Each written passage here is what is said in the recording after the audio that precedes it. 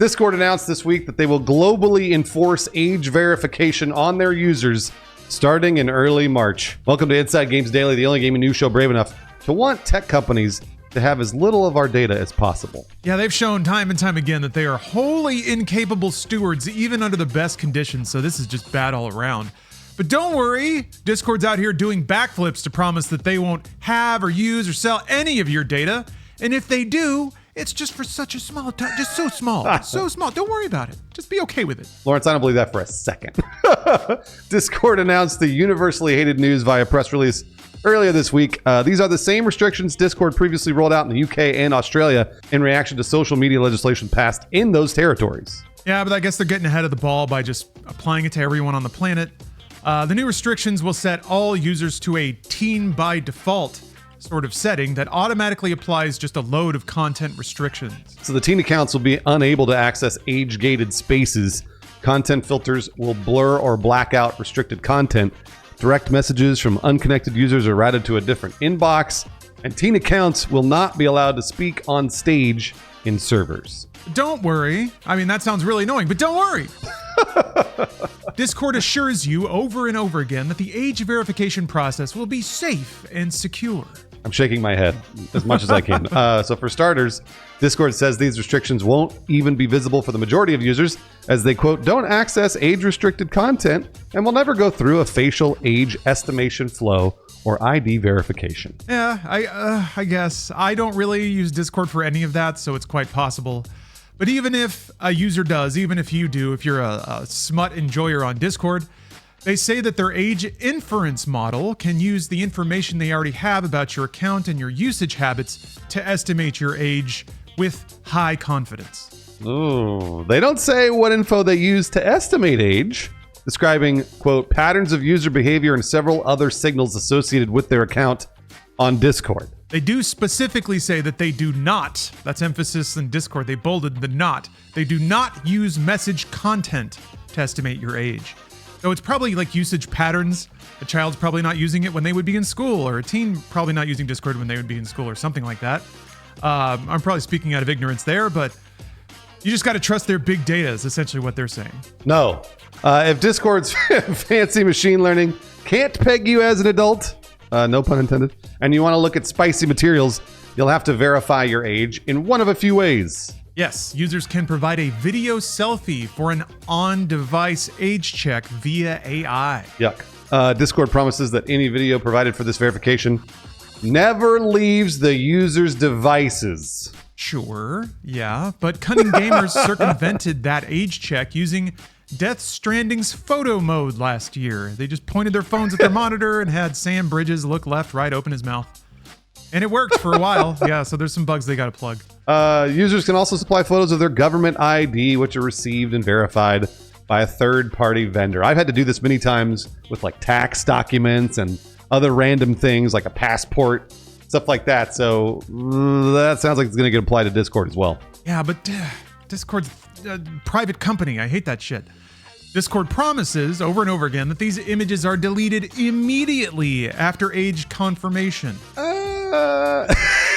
And yet, hackers breached one of those third-party vendors last year, potentially exposing ID photos of up to 70,000 people, in addition to partial credit card details and messages exchanged with Discord's customer service agents. They actually did acknowledge that event briefly in their blog post, assuring folks that the age verification vendors they are using now, quote, were not involved in the September 2025 data breach of our customer service agent. So don't worry. All that compromised personal information was over there. It's not over here, even though it's the same company. Yeah, right. Discord assures users that they only ever get your age out of this whole process and no other identifying information. Additionally, Discord says that your age is not visible by any other users, just you. Discord also promises that, quote, we will not use your age assurance information to target you with advertisements. And we don't sell your data. Until they do. I don't know that I believe any of this. Yeah, I'm not sure that I believe any of those statements. Yeah, there's a lot of ways to get around. They can make a lot of empty promises and then effectively do the exact thing they're saying they're not doing by just like splitting some hairs, but we'll get to that in a minute. Appropriately, I think, Discord users did not receive this announcement very well. In addition to the data leak we previously mentioned, folks are understandably cynical about Discord's promises to keep all of this information private. Yeah. Oh, I'm sure they'd love to until anyone squeezes them a little bit or there's a buck to be made and they need dollars. Recent headlines also illustrate examples of tech firms willingly working with the United States federal government, such as Microsoft supplying BitLocker decryption keys to the FBI. This understandably distresses many folks that could be a target for the current fascistic U.S. government, like immigrants and trans individuals. And I'm telling you what, once they go after them, we're next, brothers. We are next. Yeah, you can tell yourself you're at the front of the line, but they'll work their way through that line no matter what. And yeah, the less, if you're in a group that's under attack right now, the last thing you want is to be throwing around your ID or anything that could potentially mark you as a member of that class to a private company that the US government could just steamroll over and take all their data. Absolutely. Windows Central noticed that Google searches for a, quote, Discord alternative jumped around 10,000% in the days since this announcement. Yes, it's been fun. Old heads like myself, we're all fondly remembering and potentially celebrating a return to antiquity with chat services like Mumble, TeamSpeak, Ventrilo, even the gold standard IRC. Man, oh man. I mean, Lawrence, we're doing this show on Discord right now. We do every single day. I've been using Discord, every day, multiple times a day for years now. And Discord used to be a fantastic program. And really, they have been shitifying the program over the last 2 years or so, 2.5 years, when they started needing money bad. And so this is a huge blow to Discord's reputation that already was sort of on the decline. Yeah, I'm glad you mentioned that. If Discord had existed in its own format, unchanged for the last 5-10 years, I'd be a lot more willing to grant them some amount of clemency, or at least the shadow of the doubt. But yes, the constant erosion of the service and the willingness of Discord to push annoying pop-ups or monetize the service increasingly, that means I have no faith that the promises they're making now will be valid a year from now or even 6 months from now. It's all so easy to say this shit right now, but the second that there's a turnover in leadership or someone that just assumes the world forgot about all the promises they made comes along and they're like, oh wait, we could make money. Why aren't we making this money? Somebody's like, well, we said we wouldn't. And then that person is immediately fired and it's off to the races with everything they've collected on you in the last handful of years. So to me it's a bit rich and a little insulting that they're basically just asking you for faith, which is the one thing I don't have in any tech company these days. I don't have that in any private company at all. It doesn't matter what company it is. Whenever they're trying to promise that something won't be used negatively or something won't, that's all bullshit. Literally at this point, I don't necessarily even think that they have the best intentions. I think they're just lying. And I just assume that every private company is lying to me when they say that kind of stuff. Because like you said, all of those random things, any condition at all in a private company, turnover in leadership, all of a sudden the middle manager comes up and is like, wait a second. It's exactly what you said. Literally, it's one dude can walk into a room and be like, why aren't we making money? And then everybody goes, throw those promises out the window. So it's like, none of this I promise you, I'm going to promise you right now that those private companies are lying to you and they're going to continue lying to you. Just assume the worst about private companies. And Discord has not at all earned my faith in the last 3 years. Yeah, not mine either. And I, you know what? I'm okay with a return to a decentralized internet. I think we've all felt the sting of coalescing too much internet discourse and conversation into one service, because then that service has a creepy amount of control over those conversations. You see that on social media now with basically manipulated algorithms guiding conversations, informing people's worldviews. So yes, if we can scatter, go back to some tribal internet, I think that would probably be the healthiest for smaller communities. Another thing that I touched on briefly that's a bit concerning to me is, sure, they're promising they're not selling your data. They're promising that the video you use for ID check is not leaving your device, but they can still profile you, and that's concerning. That's how it's done on the internet.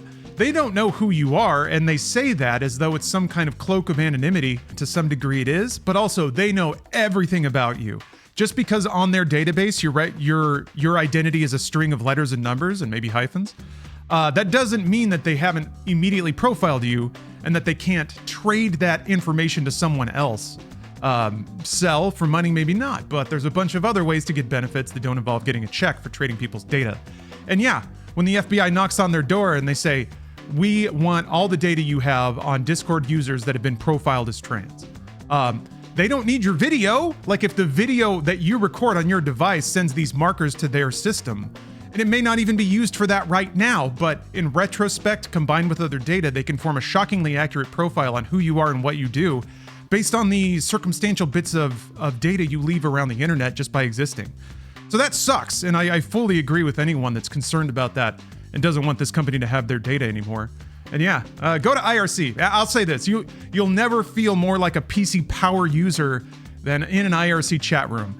And to some degree, that may be a little too intimidating. I remember back in the 2000s, in a desperate attempt to try to find some very rare video games, I had to trawl some very restrictive, exclusive IRC chat rooms.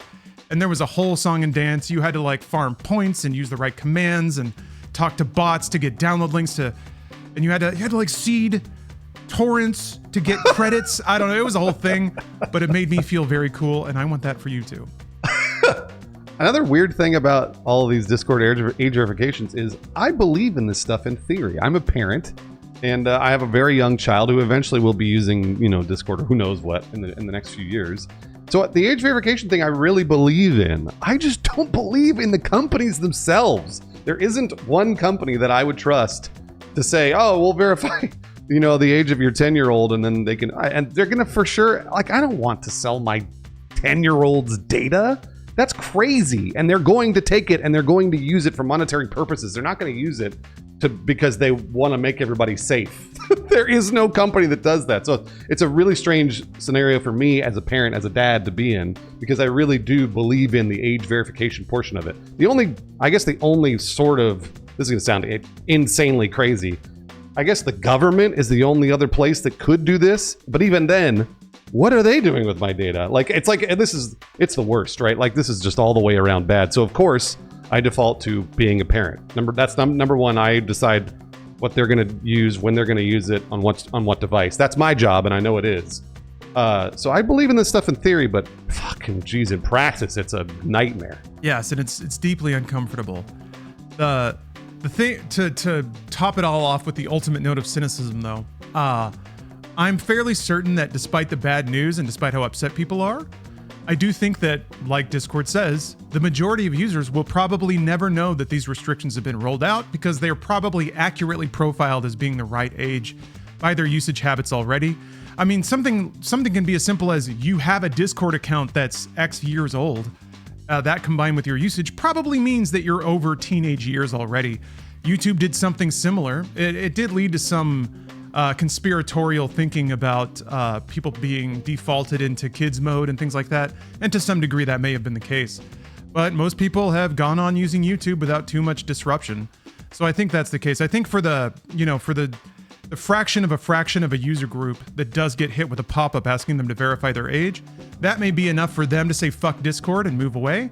But I think for you and I and a lot of other people listening to this, you'll open up Discord, nothing will happen, the world will keep on turning, and people will probably find a way to forget about this, or at least it'll get overwritten by the next world cataclysmic tragedy that's just around the corner. Yeah, no, you're absolutely right, Lawrence. It's kind of sad. But thank you very much for watching our videos, Inside Games. We don't want your data, just your time. So thank you very much for sharing that with us. Also, do me a favor and send me a picture of your face. I need that right now. If you really, really want, send me a picture of your face and your money. It's a joke. I'm kidding. But we do have a Patreon that we actually do take people's money because they support our channel. And it fuels our game reporting in these videos, so please give it a look. We'd like to shout out some especially brave gamers that support this show directly, not with their face, but with their money. Just a Chair, Versalite, UESC Battleroid, and J Embers 87. We don't know who any of you guys are. We're keeping it that way. We're going to keep you at arm's length here.